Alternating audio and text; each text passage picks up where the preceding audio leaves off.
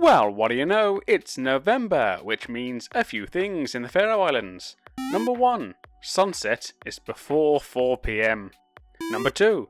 Suðuroy hosts its annual Jólabröll event, the Christmas event of the islands.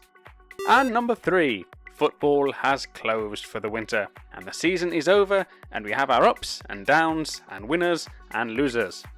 So I'm going to use your YouTube browsing time to tell you how all the teams did, and like the Suðuroy Christmas Festival, let's take a look at the top of the tree. Klaksvík have taken their 4th title in 5 years, and just like in 2022, have managed to do it without defeat. With an impressive 73 points scored, it was just shy of the 2022 total of 77 points out of a possible 81, but they did set a better goal difference, a huge plus 74. Their last loss in the league was on June the 23rd, 2024. They've lost 4 games total since then, all in Europe, over 2 campaigns. However, they also did something they've not done since 2016, win the Faroe Islands Cup. Despite their multiple titles in recent years, they've not won the Faroe Islands Cup for a decade, with HB winning 4 of the last 6. And for the first time in 27 years, Klaksvík were able to celebrate doing the domestic double. They won the league and cup in 1999, and when they did last do the double, they didn't win the league again for 20 years. I think this time might be a little bit different. They'll be back in the Champions League next year, looking to repeat their heroic group stage season from 2023. Second place for HB is their best result for 4 years after a hat-trick of 3rd place finishes. In truth, they were never quite in the running for the league, but Emil Grön Pedersen's 20 goals gave them a run to the line to swipe 2nd place over NSOy. A run of 3 defeats in 4 games in the spring ended any lingering title hopes, especially as one of those was a huge 7-1 defeat at home. Adolfo Somani was given the boot and Andre Olsen took over as manager, and those 3 defeats would be their only losses of the season as they ended strong. They will be in the Conference League 2nd round next year. For the first third of the season, NSI were hand in hand with Klaksvík, each of them registering 8 wins from their opening 8 games. But when Klaksvík beat them to go 9 for 9 and leave NSI chasing, the Yellows fell away, despite ending the season with an outstanding 92 goals to their name. Clement Olsen scored 26 goals to once again end the season as the league's top scorer, repeating the feat he accomplished in 2020 and 2019. And every season between 2016 and 2013, the man scores a lot of goals! But their title challenge was undone by a run of 2 defeats and 2 draws in the summer. And defeats to HB and Klaksvík in June and July were mirrored at the end of the season with 2 more defeats to the same 2 to close their season in 3rd place. It's their best finish since a 2nd place back in 2020. NSO's European adventure will start in the 1st round of the Conference League next season. Vålerenga Gota's 3rd title last season would not be followed by their 4th, as was done last time with their 2 titles in 2 seasons in 2016 and 2017.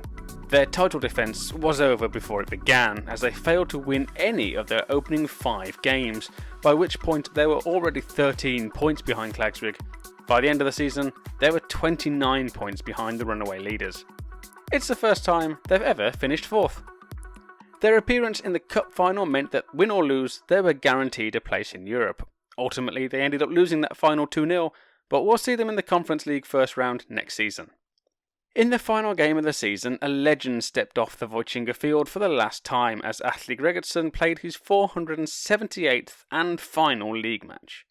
Atli Gregersen had been with the club for longer than they had existed, playing his first game with Vålerenga's predecessors Georg Gota in 2004, before taking the captaincy in 2011 and leading the team to 3 league titles.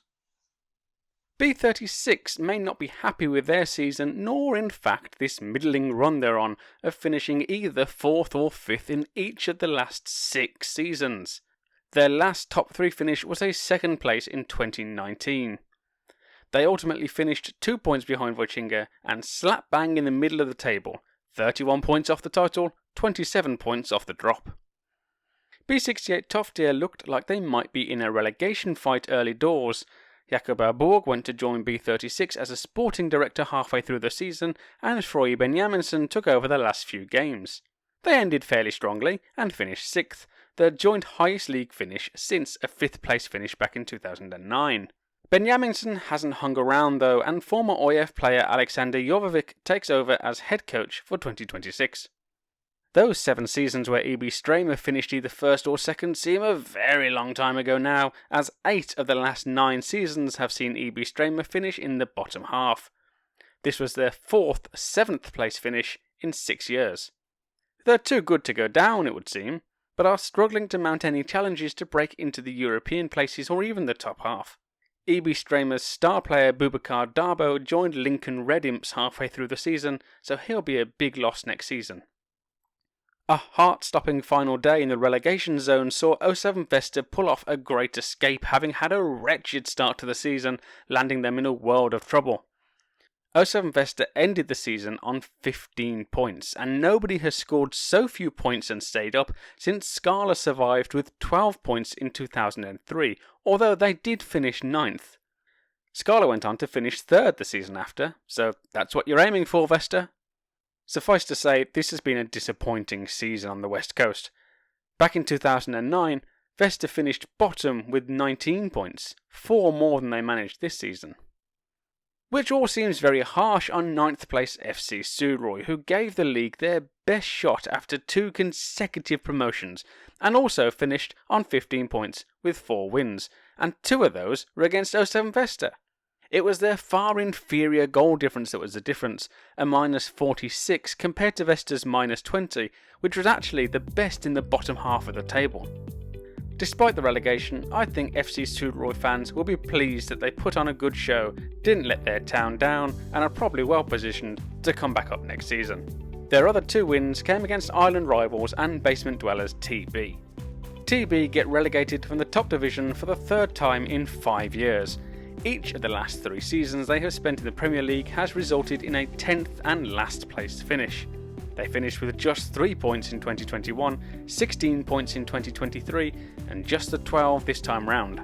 Their 2 promotions have both come courtesy of finishing 3rd in the division below, each time finishing below a second string side but being allowed promotion. TB picked up just 2 wins, one against Vesta and one against B36, their first win in Tórshavn for 33 years. But also this season they lost 10-0 to Klaksvík, 6-2 to NSOI, 7-2 to HB, and lost 8-0 to 2nd Division Scala in the Cup. It's the first time since 2014 where both teams promoted from the 2nd Division have both got relegated again the season after. Suðuroy and TB go back down a division together and back to their island to take the places of Argia and Scala, the promoted sides from the 2nd tier. Scala won the league with 23 wins out of 27, conceding just 14 all season. Argia chased them all the way, and both a long way ahead of B71 Sandoy, who miss out on promotion again. Finally, congrats to Klaksvík women, who won their 24th league title in the Women's League, which is well over half of the 41 total seasons in the women's game.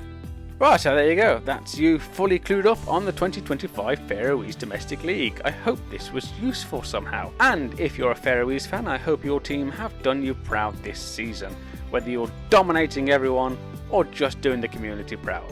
Because at the heart of it, that's what it is, isn't it? Football is for the communities, and we want to see as many places in the Faroe Islands play football and enjoy football to provide some pride for the residents and some inspiration for the kids to play for their town one day and be their next Atli Gregersen.